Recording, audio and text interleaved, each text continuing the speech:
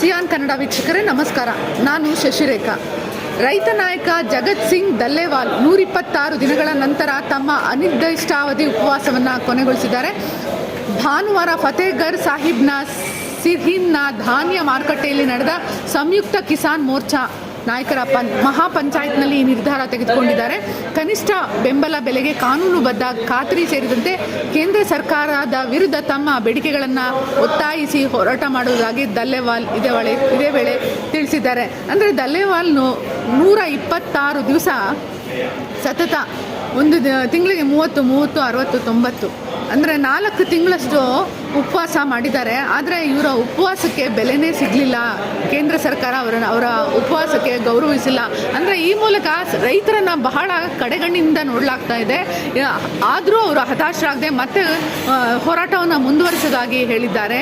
ಈ ರೀತಿ ರೈತರ ಬೇಡಿಕೆಗಳನ್ನು ಈಡೇರಿಸಬೇಕು ಅನ್ನೋ ಯಾವುದೇ ಇದುವರೆಗೂ ಸುಪ್ರೀಂ ಕೋರ್ಟ್ ಹೇಳ್ತಾ ಇತ್ತು ಈ ರೀತಿ ಉಪವಾಸ ಮಾಡ್ತಾ ಇದ್ದಾರೆ ನೋಡಿ ಅಂತ.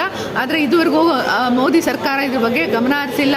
ಕನಿಷ್ಠ ಬೆಂಬಲ ಬೆಲೆ ಕೊಡೋದಕ್ಕೂ ಅವರು ಬದ್ಧರಾಗಿಲ್ಲ. ಆದರೆ ಉದ್ಯಮಿಗಳಿಗೆ ಮಾತ್ರ ಅವ್ರು ಯಾವಾಗಲೂ ಫೇವರ್ ಆಗಿರ್ತಾರೆ. ಅದರಿಂದ ಇದನ್ನು ನಾನು ಹೇಳೋದು, ಮೋದಿ ಈಸ್ಟ್ ಇಂಡಿಯಾ ಕಂಪನಿ, ಇದು ಮೋದಿ ಭಾರತ ಸರ್ಕಾರ ಸಂವಿಧಾನದ ಅಡಿ ಬಂದಿರುವಂಥ ಸರ್ಕಾರ ಅಲ್ಲ, ಅದು ಮೋದಿ ಈಸ್ಟ್ ಇಂಡಿಯಾ ಕಂಪನಿ. ಈಗ ನಮ್ಮ ದೇಶದಲ್ಲಿ ಕೃಷಿಕರ ಕಾನೂನು ಎಲ್ಲ ಕಡೆ ರದ್ದಾಗಿದ್ರು. ಕರ್ನಾಟಕದಲ್ಲಿ ಮಾತ್ರ 3 ಕೃಷಿಕ ಕಾನೂನುಗಳನ್ನು ಸಿದ್ದರಾಮಯ್ಯ ಅವರು ಉಳಿಸ್ಕೊಂಡಿದ್ದಾರೆ. ಈ ಸರಿ ಏನು ಬೆಂಗಳೂರಿನಲ್ಲಿ ನಡೆದ ಅಧಿವೇಶನದಲ್ಲಿ ಅದನ್ನು ತೆಗಿತೀವಿ ಅಂತ ಹೇಳಿದ್ರು, ಅದನ್ನು ತೆಗೆದಿಲ್ಲ.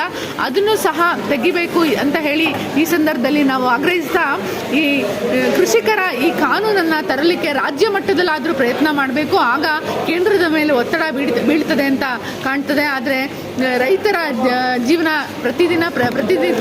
ದಿನದಿಂದ ದಿನಕ್ಕೆ ಅವರ ಜೀವನ ಮಟ್ಟ ಸುಧಾರಣೆ ಆಗ್ತಾ ಇಲ್ಲ, ಕೆಳಗೆ ಹೋಗ್ತಾ ಇದೆ.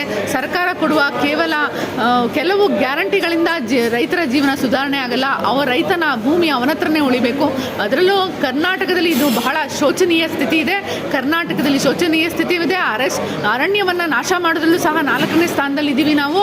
ಈ ಹಿನ್ನೆಲೆಯಲ್ಲಿ ಕರ್ನಾಟಕ ಸರ್ಕಾರ ಈಗ ಎಚ್ಚೆತ್ಕೋಬೇಕು. ಯಾಕಂದರೆ ಕರ್ನಾಟಕ ಸರ್ಕಾರ 135 ಸೀಟ್ಗಳನ್ನು ಗೆಲ್ಲೋ ಮೂಲಕ ಇಲ್ಲಿ ರೈತರ ಬಹುಮತವನ್ನು ಕೊಟ್ಟಿದ್ದಾರೆ.